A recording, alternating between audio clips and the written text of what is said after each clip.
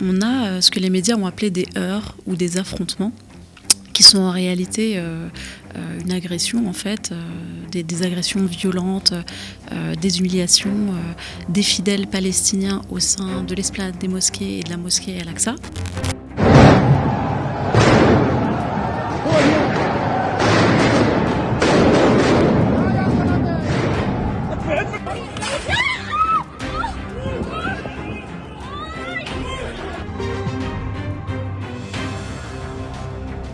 Que se passe-t-il exactement, surtout dans cette période de Ramadan? On en parle avec Widad Ketfi, mais regardons d'abord quelques images qui témoignent de la gravité de la situation.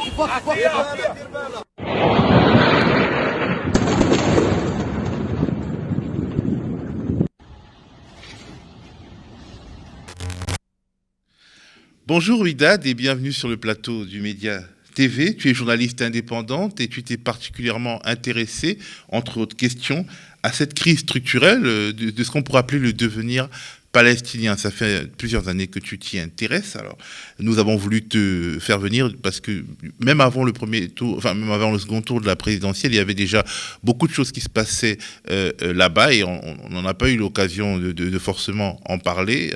Et donc, l'occasion est là.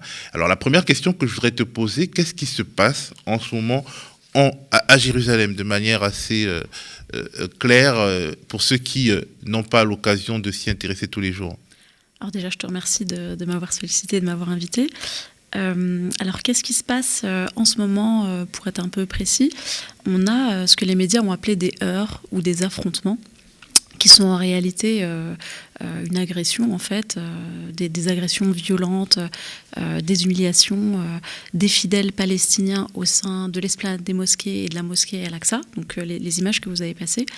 Donc ça rentre dans le processus en réalité d'humiliation de la part de l'armée israélienne. Là, en l'occurrence, il s'agit de policiers israéliens qui sont entrés dans l'enceinte de la mosquée, qui ont violemment repoussé, qui ont détruit en fait des parties de la mosquée qui est quand même une mosquée historique.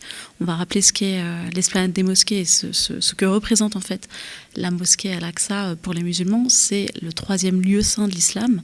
C'est la première Qibla.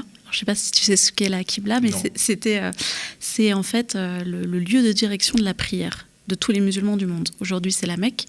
Et historiquement, au départ, c'était justement l'esplanade des mosquées, en fait, la première mosquée, parce qu'il y a 2 mosquées sur l'esplanade. Tu as le dôme du rocher, qui est également le lieu saint, en fait, le 3e lieu saint, de la communauté musulmane du monde entier. Donc tu te doutes bien que c'est très symbolique et c'est très, très, très grave, en fait, une agression sur ce lieu-là. Donc on a vu dans les images que vous avez passées, et les images principalement sur Internet, malheureusement, on les voit assez peu dans les médias classiques. Donc on a vu ces images d'arrestation, de fidèles blessés, de fidèles frappés, de civils agressés, humiliés devant leurs enfants, exactement, des arrestations au sein même de la mosquée. Et donc, ça a abouti sur près de 400 arrestations arbitraires, plus de 200 blessés. Et comme je te disais, destruction d'un lieu historique, donc qui devrait aussi quand même faire la une des médias. Mais alors pourquoi ces agressions? Quelle est la justification officielle de ces agressions? Alors, dans les éléments de langage qu'on va avoir de la part de la police israélienne, on va expliquer qu'il y a eu des heurts et qu'il y a eu des provocations de la part des Palestiniens. Donc il faut savoir que ce lieu, comme on l'a expliqué, qui est un lieu saint de l'islam, est également revendiqué par les Israéliens comme lieu saint de la communauté juive. Donc on a le mur des lamentations, qui est une des parties en fait de ce qu'ils appellent le mont du Temple. Et donc on a des problématiques par rapport à l'accès de ce lieu. Le statu quo aujourd'hui, c'est de dire que ce lieu qui est administré par la Jordanie mais qui est contrôlé par l'armée israélienne, ce lieu, l'esplanade des mosquées, est exclusif aux musulmans. Donc, un représentant israélien l'a répété hier en disant on ne va pas revenir sur ce statu quo, mais il est aussi revendiqué par des Israéliens qui aimeraient pouvoir également prier au-delà en fait, du mur des lamentations. Donc ce qui se passe en réalité, c'est on sait que ce lieu, c'est une poudrière en fait, que lorsqu'il est attaqué par l'armée israélienne, il est défendu par les Palestiniens. Donc c'est aussi, tu le disais dans ton introduction, en plein mois de Ramadan, on a cette agression, enfin ces affrontements, comme le terme un peu politiquement correct. C'est récurrent. C'est pas nouveau, c'est pas la première fois que ça arrive. Justement, l'année dernière déjà, ça avait eu lieu et c'était terminé en guerre à Gaza. C'est pour ça que les signaux qui nous viennent de Jérusalem sont inquiétants. Exactement. En fait, d'ailleurs, vous l'avez montré en fait dans vos images. On a eu les images à l'intérieur de Jérusalem et puis à la fin des bombardements à Gaza, qui a eu lieu la semaine dernière. En général, c'est un peu comme ça que ça monte, c'est-à-dire qu'on attaque un lieu de culte qui est un lieu saint de l'islam, donc un lieu extrêmement important. Derrière, il y a des réponses.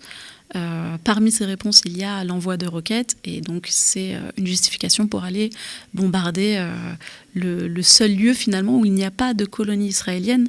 Donc en général, c'est un peu comme ça que ça marche, c'est-à-dire que c'est souvent les Palestiniens de Gaza qui sont punis pour tout ce qui se passe en fait en Palestine occupée, en Cisjordanie occupée. Ça rentre dans le cadre en fait d'une politique de colonisation. Donc des agressions, des humiliations, de l'oppression en fait. L'objectif c'est quoi? C'est de vider Gaza, c'est de décourager et de pousser à l'exil les personnes qui y vivent. L'objectif par rapport à Jérusalem, oui. L'objectif c'est de désarabiser totalement Jérusalem qui est stratégique et qui selon les Israéliens, que les Israéliens souhaiteraient avoir comme capitale, qui n'est pas la capitale d'Israël. Et qui est reconnue comme capitale par certains pays. Par très peu de pays, par Donald Trump à l'époque, mais qui n'est pas internationalement reconnue comme la capitale d'Israël. Et donc oui, effectivement, il y a cet objectif-là de désarabiser Jérusalem. C'est un peu compliqué d'expliquer de manière détaillée le contrôle qu'a Israël sur les différents territoires, mais en gros, le territoire de Jérusalem est censé être divisé en deux, donc Jérusalem-Est et palestinien, sauf qu'en réalité, il est totalement contrôlé par Israël, avec énormément de colonies qui sont illégales, qui sont d'ailleurs sur tout le territoire occupé. Et en fait, on avait vu l'année dernière, on avait essayé de l'expliquer, mais c'est pas tellement expliqué dans les médias. Toutes ces maisons en fait qui ont été attribuées à des Palestiniens et qui ont été réappropriées et accaparées par des Israéliens. Donc on essaye en fait de vraiment désarabiser.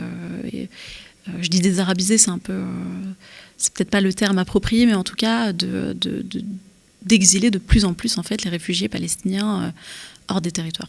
Parce qu'en fait finalement Jérusalem depuis des siècles et des siècles est un lieu saint des trois religions monothéistes et la question que les gens vont se poser, est-ce que c'est possible? Est-ce que c'est techniquement, disons, possible avec de la bonne foi que les différents cultes puissent y exercer leur pèlerinage et leur dévotion sans conflit? Parce qu'il y a quelques décennies, par exemple, il n'y avait pas ce type de conflit. C'est pas un conflit qui est naturel, qui est culturel, qui s'explique par les mœurs étranges des gens qui vivent là-bas. Alors c'est très important de rappeler que ce n'est pas un conflit confessionnel. C'est-à-dire qu'effectivement, Jérusalem, c'est le berceau des trois religions. Donc on a plusieurs pèlerinages, à la fois chrétiens, juifs et musulmans. Mais il faut rappeler que ce n'est pas une guerre de religion. C'est une guerre de colonisation. Donc lorsqu'on répond, il faut vraiment répondre sur la question du droit international. Effectivement, il y a des personnes qui réclament un contrôle international de cette zone pour que puissent se faire dans le calme et la paix les pèlerinages. Mais ça ne résoudra pas toute la question en fait, de la colonisation sur l'ensemble du territoire palestinien. Donc effectivement, comme là on touche à quelque chose d'assez universel en fait, puisqu'il s'agit de religion. Effectivement, il y a des gens qui demandent à ce qu'on se focalise un peu sur ce qui se passe à Jérusalem, mais c'est important de rappeler que ce qui se passe à Jérusalem, ça se passe sur l'ensemble du territoire palestinien. Mais en fait, la particularité de ce qui s'y passe, c'est que c'est chargé d'émotions, c'est susceptible de créer d'autres problèmes.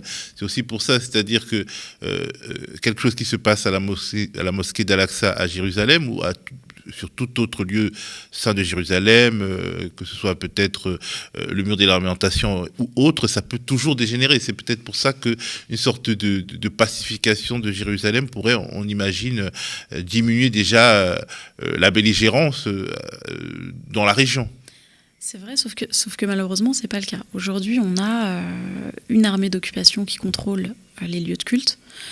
Comme je t'expliquais au départ, la mosquée, enfin l'esplanade des mosquées, elle est administrée par la Jordanie, normalement, sauf qu'elle est contrôlée par des soldats israéliens.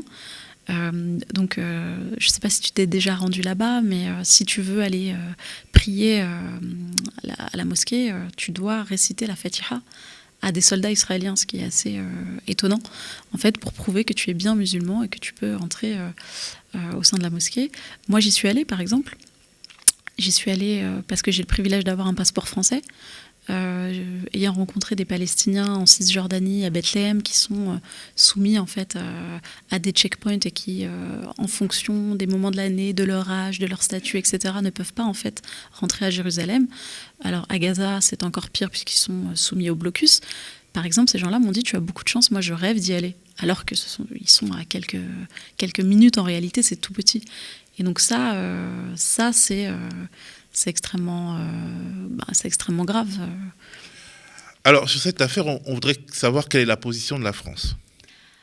Alors, sur cette affaire, la position de la France, elle est très, très neutre.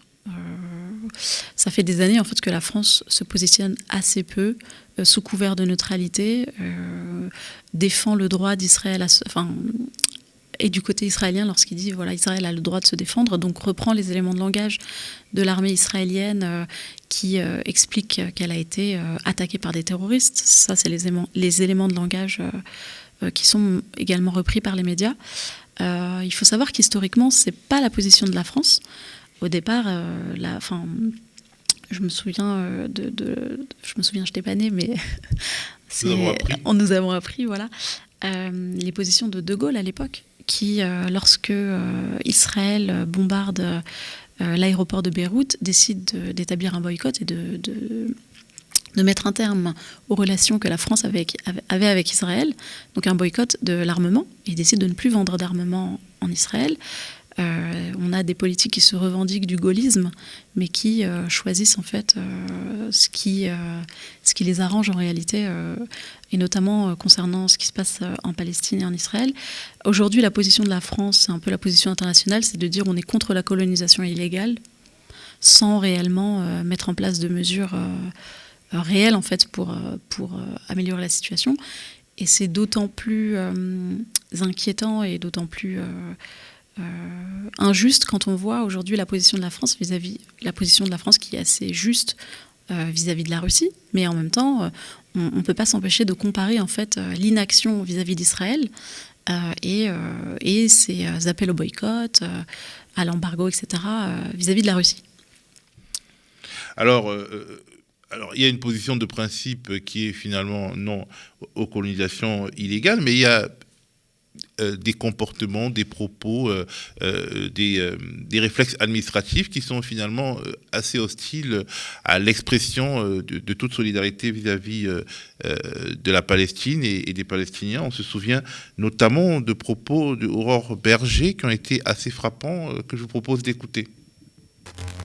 Israël et la France, ce sont des alliés, ce sont des pays amis, indéfectiblement amis et alliés. Je crois qu'il faut le rappeler. Il faut aussi le rappeler parce que face à la campagne scandaleuse d'Amnesty International qui parle d'apartheid alors qu'Israël est évidemment une démocratie, je crois que c'est important que toutes ces associations qui de facto détournent leur objectif initial et qui professent la haine puissent clairement être démantelées. Je crois que l'action très claire du ministre de l'Intérieur et du président de la République est à saluer à ce sujet. Est-ce qu'il y a eu un manque? Est-ce qu'il y a eu un raté par rapport à ça? La non-condamnation de l'utilisation de ce mot par Amnesty International, par le gouvernement français, on n'a rien entendu à ce jour. Je crois que c'est pas non plus le rôle du président de la République, si vous voulez, malheureusement, sur chaque Non, mais le Quai d'Orsay a fait un communiqué. Non, mais vous voyez bien que nous avons réagi. Moi, j'ai réagi en tant que présidente du groupe d'amitié France-Israël. Sylvain Maillard a réagi. On a été un certain nombre de parlementaires à dire très clairement, évidemment, notre condamnation ferme des propos qui ont été employés, qui sont inadmissibles. Il y aura un discours qui sera prononcé ce soir. Je voudrais pas trop m'avancer, mais je pense que ce sera aussi l'occasion, dans ce discours, de rappeler très clairement les choses. Je pense que c'est aussi le bon endroit pour pouvoir le faire. Voilà, c'est-à-dire qu'il y a une sorte de consensus qui finit par considérer la défense des droits des Palestiniens comme quelque chose de plutôt belliqueux. Exactement, et c'est extrêmement grave ce que dit Aurore Berger, puisqu'elle parle de dissolution, et donc elle parle de dissolution en raison de propos. Donc, en termes de liberté d'expression, c'est très inquiétant, mais c'est pas surprenant venant de la part d'Aurore Berger, et c'est pas surprenant en réalité quand on sait les politiques qui ont été menées en termes de musellement en fait de la lutte pro-palestinienne. On a eu plusieurs associations qui ont été dissoutes. On a vu la façon dont sont traitées les manifestations pro-palestiniennes avec une extrême répression. L'année dernière, on avait pu voir des manifestations dans le monde entier en solidarité avec la population gazaoui. Et l'une des seules manifestations qui avait été violemment réprimée, c'était celle qui avait lieu à Paris. Donc c'était quand même assez honteux sur le champ international. Finalement, ce que dit Aurore Berger, c'est grave. Pourquoi ? Parce qu'elle parle d'Amnesty International qui a établi un rapport en parlant de crimes contre l'humanité, en parlant d'apartheid, ce qui est une réalité. Je mets au défi quiconque sur le terrain de prouver que ce que disent les ONG est faux. Il suffit de se rendre sur le terrain, sur les territoires, que ce soit à Gaza ou en Cisjordanie occupée, pour voir en réalité les dégâts de l'apartheid, de la colonisation, des répressions, des crimes. On parle de Human Rights Watch a parlé de crimes de guerre l'année dernière notamment. Et l'année d'avant, lorsque des civils ont été volontairement ciblés par l'armée pendant des manifestations qui étaient pacifiques. Donc c'est extrêmement inquiétant, mais pas surprenant. Alors, pourquoi c'est si difficile de traiter de cette question palestinienne dans les médias ? Désolée. Alors ça, c'est une bonne question. En fait, il y a une confusion qui est entretenue par certains politiques et finalement qui est acceptée par certains journalistes, une confusion entre la lutte contre les abus de la politique israélienne et l'antisémitisme. Il y a une confusion entre les deux. Je me souviens de Manuel Valls qui disait l'antisionisme, c'est l'antisémitisme. C'est pareil. Ça, c'est extrêmement dangereux. Extrêmement dangereux, et il ne faut surtout pas tomber dans ce piège-là. On a parfaitement le droit de critiquer la politique qui est menée par l'État d'Israël. On a parfaitement le droit de critiquer les abus et de condamner les abus de l'armée israélienne, et ça n'a absolument aucun rapport avec l'antisémitisme. Donc ça, c'est extrêmement important d'être très ferme sur ses positions. Et malheureusement, en fait, cette confusion qui est entretenue, elle met mal à l'aise certains journalistes et qui ont du mal en fait à traiter de manière totalement claire et sereine, enfin sereine, c'est peut-être pas le terme, mais de manière totalement claire et juste ce qui se passe sur les territoires. Et donc, il y a certains éléments de langage, notamment que tu avais évoqués en comparant la situation en Ukraine et la situation en Palestine. Exactement. En fait, c'était encore plus frappant quand on a vu en fait le traitement médiatique de la guerre en Ukraine, qui à juste titre était qualifié de guerre. En ce qui concerne les guerres à Gaza, on parle souvent de conflits israélo-palestiniens, de heurts, d'affrontements. Donc on va user d'euphémismes pour un peu dénaturer les logiques extrêmement violentes de l'armée israélienne et pour mettre sur un plan d'égalité des logiques de résistance en fait civile. Pour mettre à égalité les logiques de résistance civile et de guerre militaire. Exactement.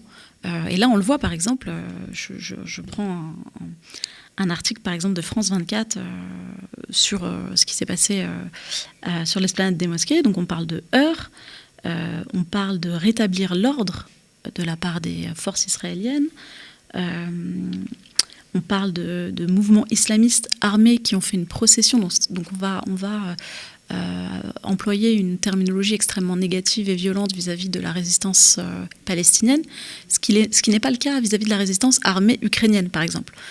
Ça, c'était très intéressant. La résistance armée ukrainienne, il n'y a pas que des perdreaux de l'année dedans. Non, en tout cas, ce qui est intéressant de voir dans le traitement, mais juste dans la terminologie qui est employée par les journalistes, on n'a pas de problème à revendiquer justement le droit de la résistance armée ukrainienne. On a une héroïsation de la résistance armée ukrainienne. Moi, je n'ai jamais vu ça en ce qui concerne la résistance palestinienne, pour le coup.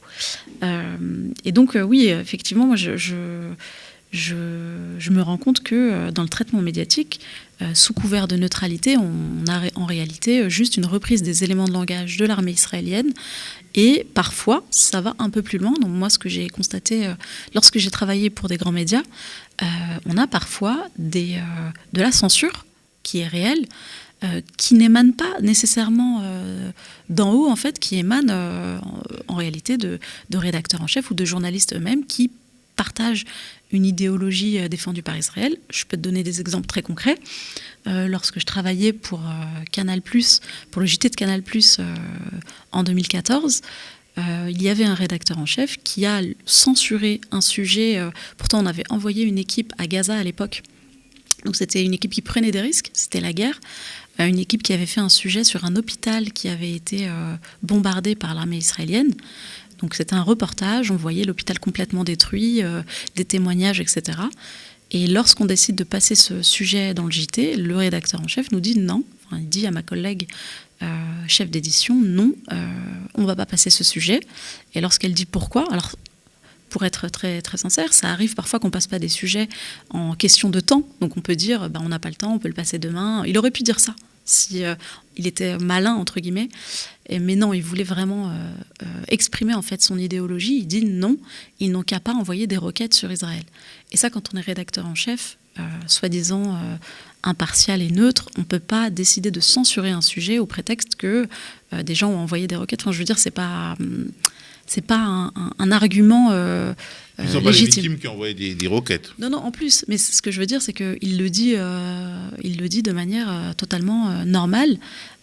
Et à l'époque, en fait, ça m'avait tellement offusqué. J'avais écrit un article pour le Bondi Blog, puisque j'écrivais aussi à l'époque pour le Bondi Blog, en dénonçant en fait cette censure et cette réaction qui est extrêmement grave.